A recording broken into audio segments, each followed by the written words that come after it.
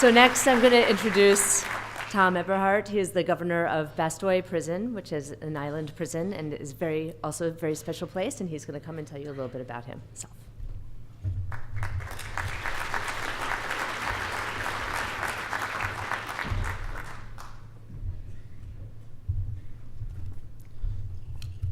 You don't want to hear me sing, so I won't. Legislators, audience, it's very nice to have this invitation coming to Oregon, because I have family here, so for me, Oregon is one of the most beautiful states ever, and I've been here before.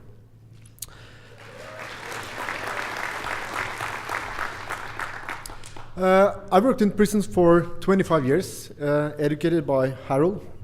We're close with Are and Kim in Oslo prison, and also Alan. Before I start off, are you ready for some more minutes of Norwegian prisons? Yeah? That's good. But before I start, we have a Norwegian saying, which I would like you to remember, that peeing in your pants on a cold day in January in order to keep warm is a quite bad idea. Keep that thought.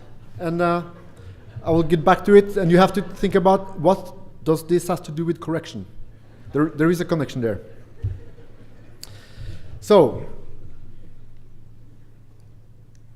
the island.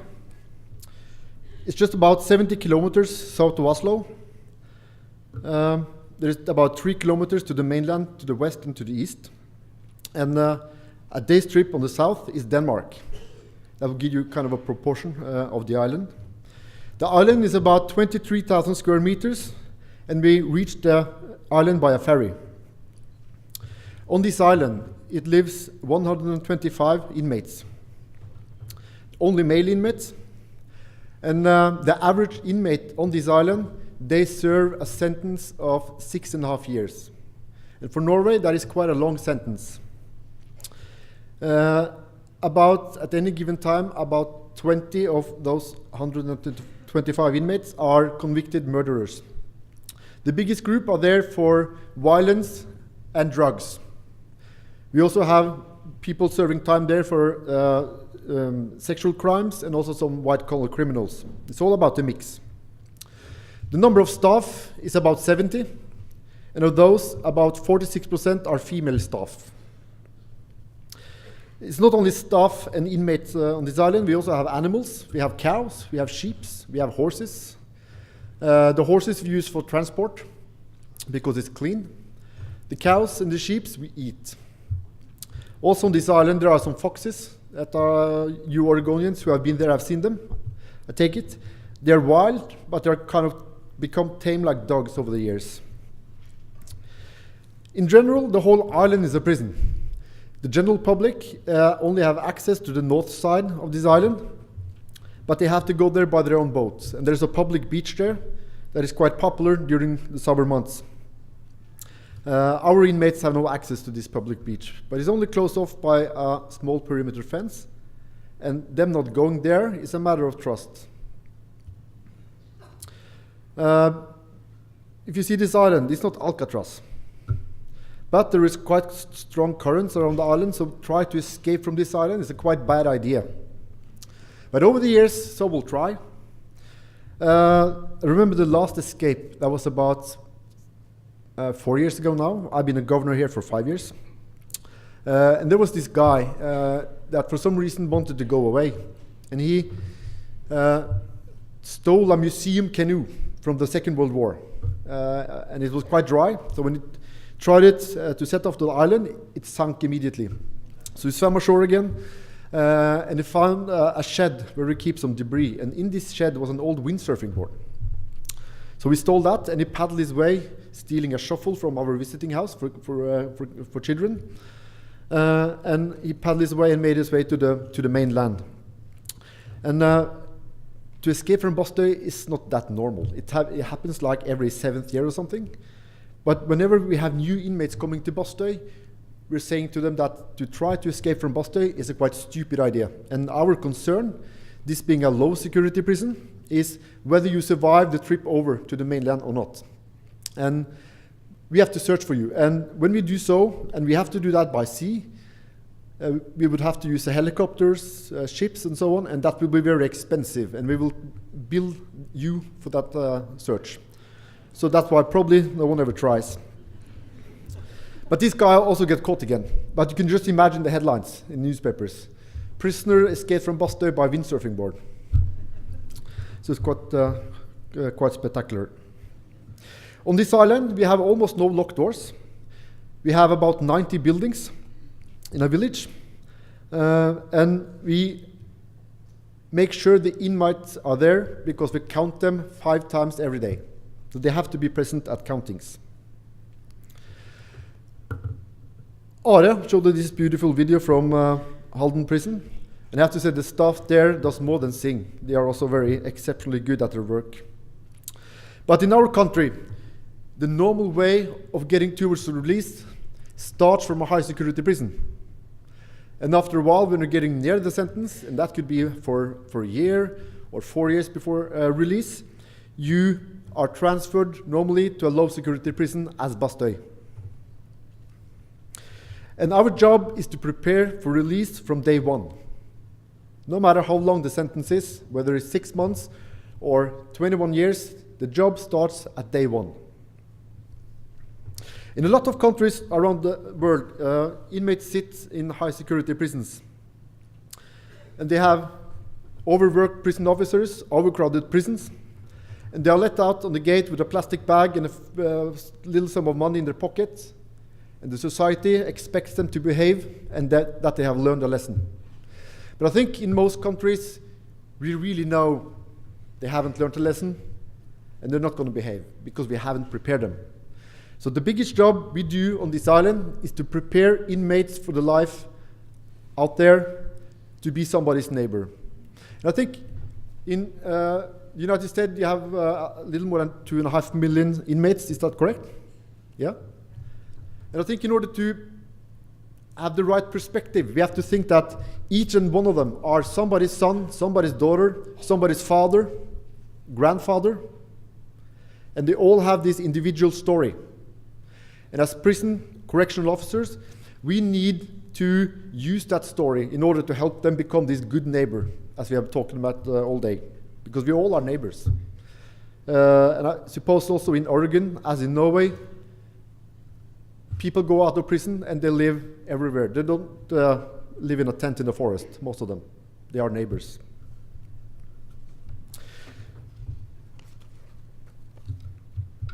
So the idea here is to slowly introduce them to the life after prison by presenting them with less and less security. And remember, on this island there is no fences, no walls, it's just nature. And the sea makes a natural barrier for the inmates. The idea of Bastøy. Every inmate at Bastøy, they will have to work or go to school. And it's not about production. It's not about learning. When you think of learning itself, it's about running the island. We need inmates to run this island. It's not possible to have an island of 23,000 square meters run by staff. And the really good thing that happened, it must have been in the 90s, was that they found out that they didn't have enough staff to run the prison. So what did they do? They say, okay, let's give responsibility to the inmates. So they did. So now, it's the inmates that are the crew on the ferry.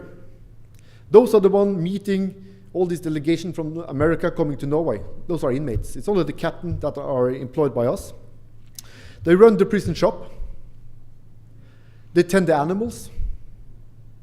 And what we actually have experienced is that for inmates that, especially the group that have problems with violence, they profit enormously by interacting with animals, learning empathy, which is a quite useful tool in a society.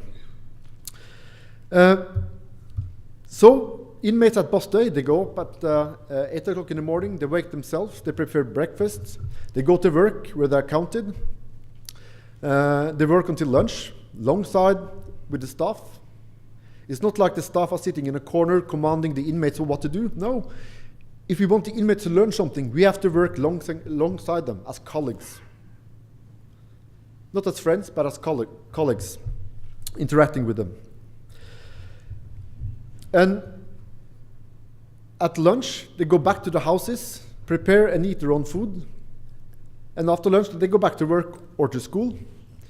And they stay there until dinner. Dinner is the only meal we serve to the inmates. The food they have to buy in the shop, run by inmates.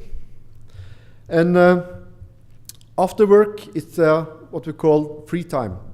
Then they are able to use the island for recreation, hobbies, until 20 to 30 in the evening, where there's a general curfew. But even after the general curfew, the houses are not locked, and they are, in principle, able to go out, even though they're not allowed to. And this contribution to the island society is the important thing, because that's normality. The village on Bastøy, in my mind, is probably like some of the closest thing you can achieve being a prison. And believe me, the prisoners, they are quite aware of that they are in prison. So the freedom they experience in also Bastøy Island is somewhat limited. But as both Harold and Erlend has explained, in our legislation, the only punishing element is the loss of freedom. And if you ask any of the 125 inmates at Bastøy, do you feel that you have lost your freedom? They will say, oh yes, I have. But what is loss of freedom? Imagine this, to stay at a suite in this hotel. Tiled bathroom as they have in Halden, nice big TV set on the wall, nice furniture, drapings, really anything you can demand of a good hotel room. But there's a catch. You don't have a key to that suite, I have. I decide when you go out of the suite to have a bit of fresh air. I decide when you eat, what you eat, and then time flies. 1 day, 2 days, then probably you start to get a bit bored. You've seen all the TV shows. You're fed up with the Kardashians. And after a while, you get even more bored. And suddenly the rooms feel smaller and smaller. And even after some more time, you will go on the calling and say, okay, I had enough. I want out. My personal opinion is that no one that has really experienced what the loss of freedom feels like are not able to really say what it is, because it has to be felt. And loss of freedom is hard, because we are free individuals. That's why we in Norway have said that the loss of freedom, that's it. Other than that, we shall help them back to the society, which is important. And this is not about being soft on crime. It's about being soft on the general society, the taxpayers. That's why we want our inmates to become taxpayers, because that's in the best interest for the public.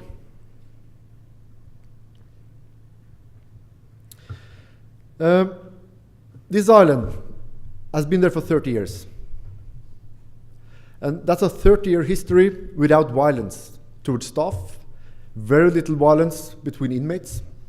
Or actually, the first violent episode towards a staff member occurred last month, when an inmate slapped a principal officer. But that went okay. He was caught and sent to a high security prison. But in general, this island is very peaceful. And in my mind, that is all about culture, prison culture. Craig Haney explained the Stanford prison experiment. And my personal opinion is that prisons is what we make them to be. I remember, I'm an old man now, 30 years ago, I had to go to the army. This was the Cold War. And I remember my girlfriend, she was driving me to the army camp. I was fresh out of high school. I was sitting outside the army gates. My girlfriend was all about, oh, I'm gonna miss you. It's gonna be hard to be without you for a year. But I was turning the head this other way. I saw all the soldiers running back and forth from this army camp. And I thought, wow, in a while I'm going to be exactly like them. How tough is that? So all the words from my girlfriend went in there and out there. I went into the army camp, and quite soon I have made the transition from being a high school student to be all about guns. I put posters of half-nude women on my locker. And why did I do so? Yeah, that was the culture in the army camp. And as a human, I want to fit in. So I changed myself accordingly. Imagine being outside a prison. You're coming from court. You have been convicted to 10 years of prison. What's on your mind in that one? I bet that what you're thinking at is, what is it like in there? What's the code of behavior in that place? Because we want to fit in. And when you go in there, you start behaving in accordance to the general culture. And it's human to do so, in my mind. In Norway, we have a saying, if you are going to survive in the wolf pack, you have to behave like a wolf to survive. It's as easy as that, and so difficult. So every inmate are going to be released someday, and in order to, as a correction officer, we need also to be aware of how we can create good prison environments, good prison culture. And the correctional officers, we need to be in the driver's seat of creating that culture. We cannot sit in corners and let themselves create the culture, or not be present. That will go wrong.